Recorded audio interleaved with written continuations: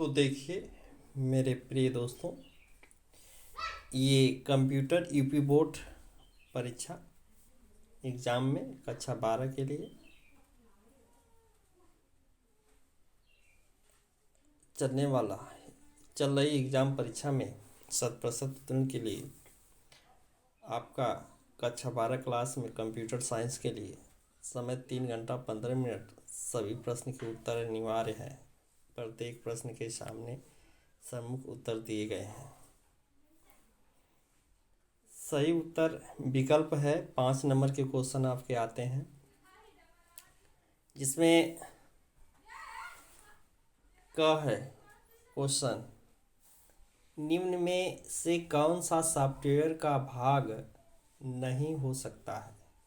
देखिए, सॉफ्टवेयर का भाग नहीं हो सकता है, तो सॉफ्टवेयर का भाग जो है प्रोग्राम है ही है, निर्देश कमांड जिसे कहते हैं ही है, सीपीयू एक ऐसा प्रोसेस ही है जो सॉफ्टवेयर के द्वारा ही चलता है, और ऑनलाइन हेल्प जो प्रश्न है यह कंप्यूटर सॉफ्टवेयर का भाग नहीं है। तो क्वेश्चन संख्या 4 राइट होता है। ख में दिया गया है, एक प्रोग्राम में कुल 3 कंडीशन है। एक प्रोग्राम में कुल 3 कंडीशन है, उसके लिए बनाई जाने वाले निर्णायक तालिका में अधिकतम नियमों की संख्या कितनी होगी। मान लीजिए किसी भी प्रोग्राम को बनाने के लिए 3 कंडीशन होते हैं, तो अब इससे बनाने वाले कंडीशनों की संख्या कितनी होगी। आने वाला एल्गोरिथम 3 के बाद कितनी होगी। तो यह प्रोग्राम की संख्या न्यूनतम 8 हो सकती है, अधिकतम पूछा गया है तो अधिकतम 12 हो सकती है। तो इसलिए एल्गोरिथम का क्वेश्चन में आपका क्वेश्चन जो है चौथा राइट होता है, 12 हो सकता है, अधिकतम 12 हो सकती है। अगला क्वेश्चन है कि वेब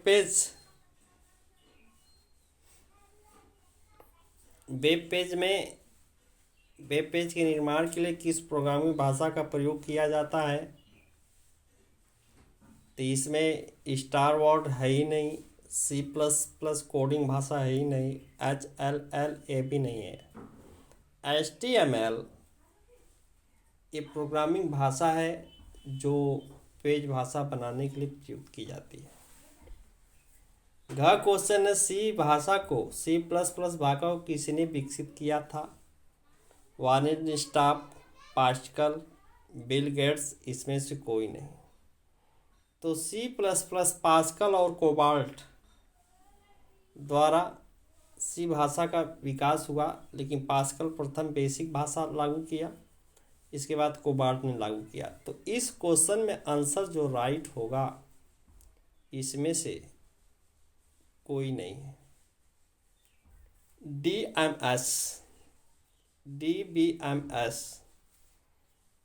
DBMS का संबंध इसमें से किससे है। देखिए, DMS इनमें से सभी, क्योंकि DMS जो सब है डेटाबेस सुरक्षा भी उसी कार्यक्रम में होता है। DBMS में डेटाबेस से डेटा प्राप्त करना ये भी वही होता है। डेटा का भंडार संग्रह इसी को कहते हैं। तो ये सारे तीनों कार्यक्रम क्वेश्चन संख्या 4 से ही राइट होते हैं। जो डाटाबेस मैनेजमेंट सिस्टम, जिसमें समस्त डाटाबेस की सुरक्षा, डाटाबेस का भंडार, डाटा से डाटा फिटिंग आदि समीकरण जो है जुड़ते हैं, वो डाटाबेस मैनेजमेंट सिस्टम से ही होते हैं। प्रश्न संख्या 2 आता है। तो प्रश्न संख्या 2 में दिया गया है, निम्नलिखित में से निम्नलिखित प्रश्नों के उत्तर एक शब्द आबलिक एक वाक्य में दीजिए। 5 नंबर के हैं क्वेश्चन, एक क्वेश्चन 1 नंबर का। प्रोग्रामिंग भाषा की परिभाषा लिखिए। किसी भी प्रोग्रामिंग भाषा किसी भी संकेत या प्रतीकों द्वारा व्यक्त करना प्रोग्रामिंग भाषा कहलाती है, जिसमें कोबाल्ट, पास्कल, C++, जावा आदि ऐसे भाषाएं हैं जिसमें ऑपरेटिंग सिस्टम भी है, तो ये प्रोग्रामिंग भाषा के अंतर्गत आता है। HTML टैग कहाँ लिखा जाता है? दूसरा क्वेश्चन। HTML टैग बॉडी में लिखा जाता है। बॉडी बनाने के लिए HTML टैग का प्रयोग किया जाता है। अगला क्वेश्चन है, C++ एक क्लास के अंदर किन्हें डिक्लेयर किया जाता है? तो C++ @ के साथ डिक्लेयर किया जाता है। हेडर फाइल का एक्सटेंशन क्या होता है?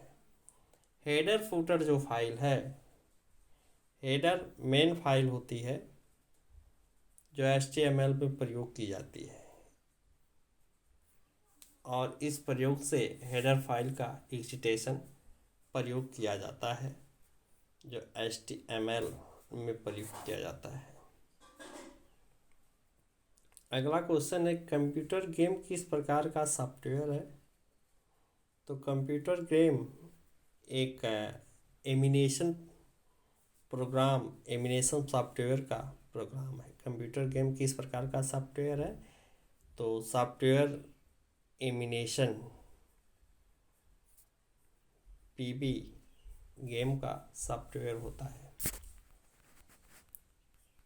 अगला क्वेश्चन इसी में दिया गया है, प्रश्न संख्या 3 आता है आपके सामने। प्रश्न संख्या 3 में 2 क्वेश्चन होंगे 5 नंबर के। इन्हें अधिकतम 25 शब्दों में लिखना होगा। लिख रहा है क एप्लीकेशन सॉफ्टवेयर क्या है? किसी भी प्रोग्राम को लिखने के लिए जिस सॉफ्टवेयर का प्रयोग किया जाता है उसे एप्लीकेशन कहते हैं। एप्लीकेशन सॉफ्टवेयर निम्नलिखित प्रकार का है। जैसे में देखा जाए तो DDT, DB, DLL आदि एप्लीकेशन प्रोग्राम है, सॉफ्टवेयर है। इसी के साथ साथ पेज मेकर है, कोरल ड्रा है, फोटोशॉप है आदि। प्रोग्रामिंग वर्ड पैड है, थिंकपैड है, एक्सेल है।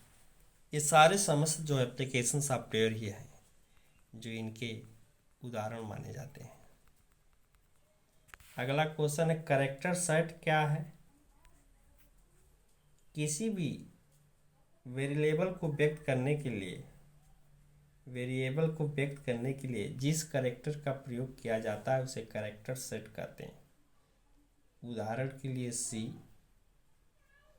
कैरेक्टर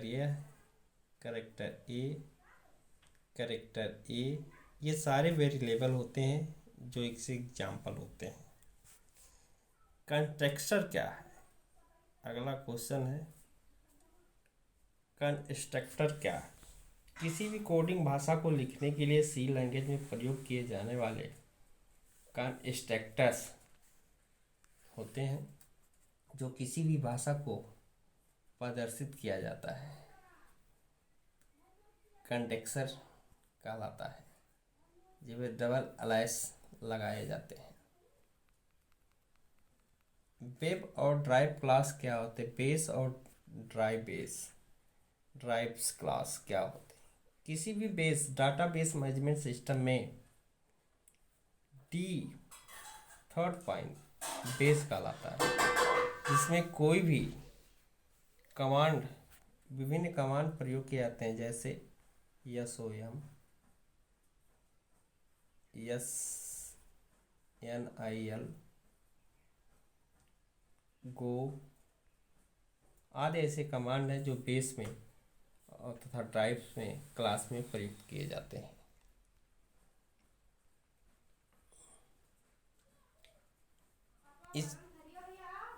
इसके बाद आता है क्वेश्चन, म्यूट कोड तकनीकी के 2 गुणों को लिखिए। नहीं, म्यूट कोड तकनीकी 2 प्रमुख गुण लिखिए। तो 2 निम्न गुण। नंबर 1, म्यूट कोड तकनीकी द्वारा किसी प्रोग्राम, 2 गुण है, प्रोग्राम को क्रियान्वित करने के लिए, प्रोग्राम के परिणाम तक पहुंचने के लिए म्यू कोड का प्रयोग किया जाता है। अगला क्वेश्चन आता है, 3 अंक के क्वेश्चन है, जिसमें 5 है। पहला है, क्लास और ऑब्जेक्ट क्या होता है। क्लास वेरिएबल में किसी भी प्रोग्राम को C लैंग्वेज या C++ लैंग्वेज या जावा लैंग्वेज में जब लिखा जाता है तो उसमें एक लिखी हुई कोडिंग संख्या को क्लास कहते हैं। ऑब्जेक्ट क्या है? ऑब्जेक्ट किसी भी प्रश्न पर हल करते समय जो ऑप्शन यस और नो में आते हैं ऑब्जेक्ट कहलाते हैं। C तथा C++ लैंग्वेजों में ऑब्जेक्ट का प्रयोग किया जाता है। वेब पेज और वेबसाइट से क्या तात्पर्य है? वेब पेज HTML के पेज को वेब पेज कहते हैं, जिस पर www वर्ल्ड वाइड पेज खोला जाता है, जो सर्च इंजन के प्रथम मेनू बार में होता है, वेब पेज कहलाता है। जबकि वेबसाइट किसी भी प्रोग्राम की पर पहुंचने के लिए जिस साइट का प्रयोग किया जाता है उसे वेबसाइट कहते हैं, जो www से इंगित किया जाता है, तो ये वेबसाइट होती है। अगला क्वेश्चन है, निर्णायक तालिका डिसीजन टेबल की उपयोगिता का वर्णन कीजिए। निर्णायक तालिका, जब कोई प्रोग्राम हम बनाते हैं तो वह प्रोग्राम इस पीढ़ी पर आकर ख़त्म होता है कि जिसमें निर्णायक तालिका कई तरह से होती हैं। प्रोग्राम का प्रारंभ होता है, प्रोग्राम शुरू किया जाता है, प्रोग्राम का आंसर होता है, प्रोग्राम का निगमन किया जाता है तथा इसमें लास्ट में प्रोग्राम का परिणाम निकाला जाता है, जिसमें 3 एरो होते हैं, लेफ्ट, राइट, अप, डाउन। इन निर्णायक तालिकाओं के द्वारा हम किसी भी प्रोग्राम को सफल और असफल तक पहुंचने की चेष्टा करते हैं। यही आपकी निर्णायक तालिका होती है। इसकी यही उपयोगिता होती है कि किसी भी प्रोग्राम को सफल चरण तक पहुंचने के लिए दिन डिसेबल टेबल का उपयोगिता होती है, इसे निर्णायक तालिका डिसेबल कहते हैं। फॉर विल लूप में अंतर कीजिए। फॉर लूप, जब किसी C लैंग्वेज प्रोग्राम लिखा जाता है तो वह प्रोग्राम को इंगित करता है तथा आगे प्रगतिशील होने के लिए आग्रह करता है। जबकि विल लूप जो है उस प्रोग्राम के स्टेटस के अंतर्गत प्रोग्राम को परिणाम तक पहुंचने के लिए संकेत देता है यह प्रोग्राम कैसे हल होगा, जैसे साधारण ब्याज गुणे मूलधन गुणे दर बटा 100। यह विल का प्रयोग संकेत देता है और इन दोनों में यही अंतर होते हैं। फॉर किसी प्रोग्राम को पहुंचने के लिए, प्रोग्राम के स्टेप को संकेतित करने के लिए लूप उस प्रोग्राम को ऑपरेट करता है। गणितीय ऑपरेटर कौन से हैं, उदाहरण द्वारा स्पष्ट कीजिए। तो कंप्यूटर में गणितीय ऑपरेटर 1 2 3 4 5 6 7 8 9 के अलावा 4 ऑपरेटर निर्धारित किए गए हैं, जिसमें बीजगणित, डेसिमल, अर्थमेटिक, लॉजिक, ये गणितीय ऑपरेटर कहलाते हैं, जिनके अलग अलग कोड होते हैं, अलग अलग प्रतीक होते हैं, अलग अलग संकेत होते हैं, जिनको अलग अलग संकेतों से माना जाता है। तो हम कह सकते हैं कि बाइनरी, अर्थमेटिक, लॉजिकल ये गणितीय संकेत होते हैं, गणितीय ऑपरेटर होते हैं। 5वां क्वेश्चन है, जिसमें 5 प्रश्नों का उत्तर देना है। 25 नंबर के क्वेश्चन है, 5 है। पहला क्वेश्चन है, सॉफ्टवेयर क्या है, इनके प्रमुख प्रकारों का उदाहरण सहित स्पष्ट कीजिए। सॉफ्टवेयर क्या है, किसी भी प्रोग्राम को रन करने के लिए जिस सॉफ्टवेयर का निर्माण किया जाता है, जिस प्रोग्राम का निर्माण किया जाता है उसे सॉफ्टवेयर कहते हैं। कितने इनके प्रमुख प्रकार उदाहरण सहित दीजिए। उदाहरण में HTML,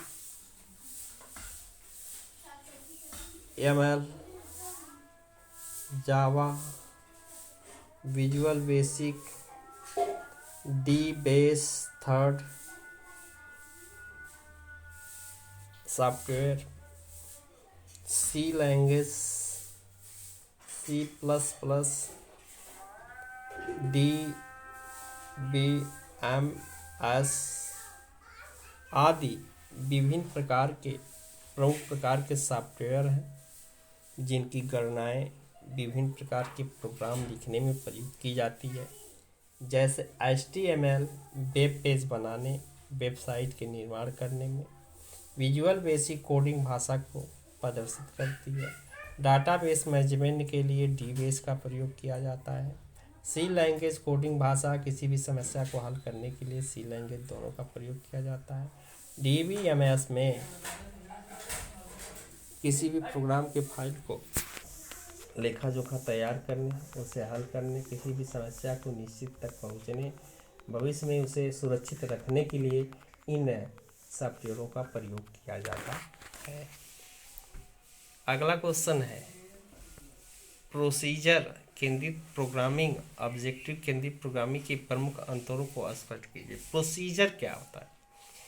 प्रोसीजर किसी भी प्रोग्राम को प्रोसेस में लाना प्रोसीजर कहलाता है, और केंद्रित प्रोग्रामिंग केंद्रीय यूनिट CPU द्वारा प्रोसेस में लाना केंद्रीय प्रोग्रामिंग कहलाती है। जबकि ऑब्जेक्टिव केंद्रित में किसी भी प्रोग्राम में दिए गए प्रमुख कमांडों का पालन कराना केंद्रित प्रोग्रामिंग का कार्य होता है, जो केंद्रित करके उस प्रोग्राम को लक्ष्य तक पहुंचने में प्रोसेस करता है। तो इनका अर्थ प्रोसीजर किसी प्रोग्राम को प्रोसेस में लाना, ऑब्जेक्टिव केंद्रित किसी भी कमांड के द्वारा किसी भी प्रोग्राम को रन कराना, ऑब्जेक्टिव केंद्रित उस प्रोग्राम को अपने स्थायित्व में स्थापित करना केंद्रित प्रोग्रामिंग कहलाती है। इस तरह से इनके पार्ट्स होते हैं। अगला है एरो क्या है? एरो क्या है? किसी भी प्रोग्राम को किसी भी संकेत द्वारा जारी कराना, किसी भी कमांड द्वारा प्रतिक्रिया कराना, उसे एरो कहते हैं। एरो मुख्यतः 3 प्रकार का होता है। एक बीमी एरो, दूसरा द्विमीमी एरो और तीसरा तृतीय बीमी एरो। 3 प्रकार के एरो होते हैं।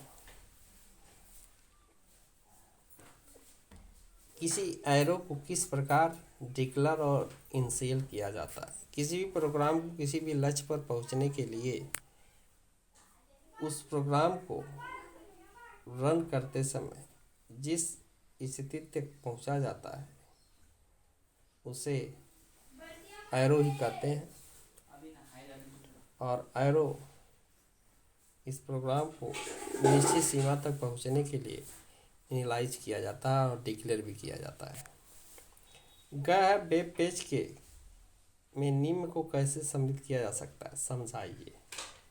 किसी भी वेब पेज को बुलेटिन संख्या और चित्र, किसी भी पेज को जब किसी भी प्रोग्राम को बनाया जाता है तो उस प्रोग्राम में किसी भी चित्र को अर्थात जीपीजी, बिटमैप तथा पीडीपी आदि नामों से किसी भी चीज को इंकित किया जाता है तथा कोडिंग भाषा में भी अंकित किया जाता है और उस कोड भाषा से वेब पेज में उसे सम्मिलित किया जाता है। किसी बुलेटिन या संख्या को ऑडियंस के द्वारा कोडिंग भाषा में विस्थापित करके सम्मिलित किया जाता है। ये वेब पेज के प्रमुख कार्य रहते हैं। तीसरा क्वेश्चन है, फ्लो चार्ट क्या है? इनमें से कौन से चिन्ह प्रयुक्त किए जाते हैं? 3 संख्याओं में से बड़ी संख्या ज्ञात करने हेतु तो एक फ्लो चार्ट बनाओ। जैसे फ्लो चार्ट किसी भी प्रोग्रामिंग भाषा को लिखने के लिए फ्लो चार्ट के चित्रों का प्रयोग करके उस संख्या तक पहुंचने के लिए फ्लो चार्ट का प्रयोग किया जाता है। 3 संख्याओं में बड़ी संख्या ज्ञात करनी है तो फ्लो चार्ट बनाइए। जैसे इनमें कौन से चिन्ह प्रयुक्त होते हैं देखें। पहला एरो का प्रयोग होता है, आयत का प्रयोग होता है, वृत्त का प्रयोग होता है, जिसके प्रतीक हम बता रहे हैं। Arrow left right up down होते हैं। आयत ये भी समस्या का समाधान करने के लिए आयत का प्रयोग होता है। किसी भी समस्या को शुरू करने और अंत करने के लिए इस एरो का प्रयोग फ्लो चार्ट में किया जाता है। मान लेते हैं प्रोग्रामिंग भाषा के अंतर्गत 2-3 अंक आने की जो क्वेश्चन दिया गया है उसमें देखिए 3 संख्याओं में सबसे बड़ी संख्या ज्ञात करनी है तो फ्लो चार्ट बनाइए। सर्वप्रथम प्रारंभ होता है, इसमें 1, 2, 3 संख्याएं हैं। समस्या कहाँ तक हल किया जा सकता है? अगला स्टेप, क्या 3 संख्याएं ज्ञात की जा सकती है? सब चतुर्भुज की संख्या होगी। क्या ये क्वेश्चन पहुंचा जा सकता है? अब यहाँ पर हम जानते हैं कि 3 संख्या में से सबसे बड़ी संख्या ज्ञात करने के लिए 1 + 2 + 3 3 संख्याएं हैं। तीनों की सबसे बड़ी संख्या का सूत्र है प्राकृतिक संख्याओं का योग। यह हल होता है तो 6 संख्याएं होती है। तो राइट वाला जो कॉलम आएगा इसमें 6 निष्कर्ष निकलेगा। यह इस एरो से निकलकर जब विराम पर आएगा प्रोग्राम तो यहाँ 6 लिखेंगे, इसका विराम परिणाम होगा। इस तरह से फ्लो चार्ट प्रोग्रामिंग का बनाया जाता है।